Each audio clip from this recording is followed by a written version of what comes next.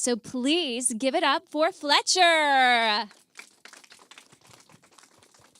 Hey, girl, hey. How are you? I'm good. So it's been, how has your tour de Texas been? I haven't gotten to spend a lot of time in Texas, so this is my first time really getting to be here. Yeah. So I've been here for the last 2 days, and I went to my first Buc-ee's yesterday. You guys, How was it? it's nuts. Isn't it crazy? There's a whole deli for just beef jerky. Yeah. It was crazy. Texas does it right. So much I literally was just buying Yeah, what did you get? Did you get the beef jerky? Yeah, we got beef jerky. We got some. We got the bean dip. We got some nuggets. Oh yeah, what are those called? Bucky nuggets. Almonds, chips. We just went so in. The sodas were so big. I was like, this is bigger than my head. You'll be stocked for the rest of your travels for sure. I'm sad. I'm leaving today. I'm really sad about it. Aw. Well, you have to come back. I'll have to come back. Texas has been good to me. I saw that you tweeted the other day, where is the littest tex-mex? Oh. Did you find it? Actually, we made a stop in San Antonio. Oh, no, we were in Houston. That was really underwhelming. It was not good. Oh, no. No, and then yesterday we were in Austin and went to Torchy's Tacos. That's a good place. That was a good stop. Okay. I still feel like I haven't gotten the right experience. Yeah, Tex-Mex experience, but I'll have to. It'll have to be next time. Yeah, I'll come back. More reason to come back. Yeah, exactly. So Fletcher, just kind of getting to know you. We know your music, we know your song, but let's get to know your background a little bit. I was reading that you don't necessarily come from a musical family. Your parents are not musicians, which I almost feel like is rare. Yeah. So who, or maybe it was a what, inspired you to pursue a musical career? Yeah, my parents aren't musical people, and I didn't really grow up with even listening to a lot of music in our household, which was something I was always really embarrassed about because kids were always just saying that they were listening to the coolest bands because their parents were, and I just didn't know who these people were, and I obviously have learned now, but we had 2 CDs. It was Celine Dion and Bob Marley, which is the most random combination of artists that you could ever have in a household, but also iconic.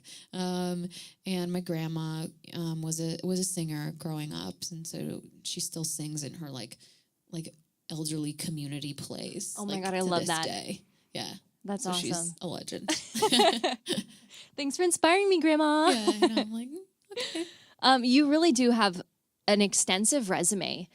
So between your time on the X Factor and then you studied at NYU and you have the Finding Fletcher EP, at what point did you feel like you finally kind of came into your own?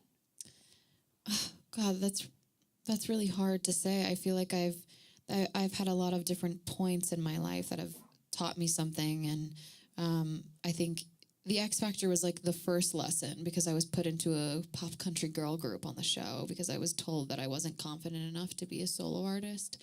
And not only was I not confident enough to be a solo artist, I was not even confident enough to sing lead in the group. So I got really good at singing low harmonies. Fire at harmonies, which now has come in handy in my life at this point.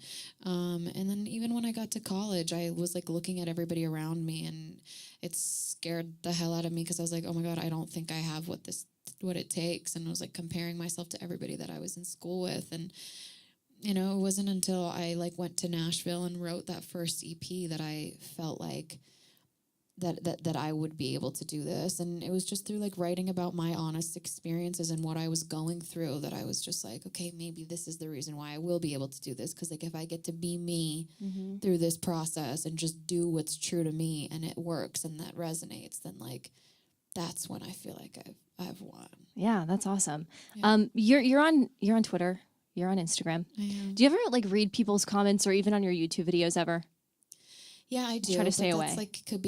That could be a black hole because people could say a million nice things, and then the one mean thing that somebody says is the one thing that you remember. Well, I was looking at one of your YouTube videos, and this comment stuck out to me, and I think I'll just tell you. Okay. This person said, "Fletcher is the artist the world needs right now." Uh-uh. Isn't that so sweet? Did you see it? Yeah, I did. I saw that comment, and I started crying when I. Oh my gosh! Yeah, I love that. What about your music do you think resonates with people? You know what? I just think if everybody was like a little bit more honest about what they were feeling and going through, then like the world would just be such a better place. If like everybody wasn't like, people say all the time that like they don't care, you know, they're like, oh, whatever, like F that person, F that's, like, I don't care. And like, that's just not true. Like, we all really care. And, you know, I think if like, it's okay to be vulnerable. And that was something that I was really uncomfortable with for a long time in my life, because I never wanted anybody to think that I like needed help or like pitied me or that I was weak. That was something like weakness. But I think like showing vulnerability is the greatest strength, and like some of the best opportunities and things in my life have come out of being vulnerable. And that it shows in your songs, which I want to dive into that more, but let's hear your songs now totally. first. Let's do it.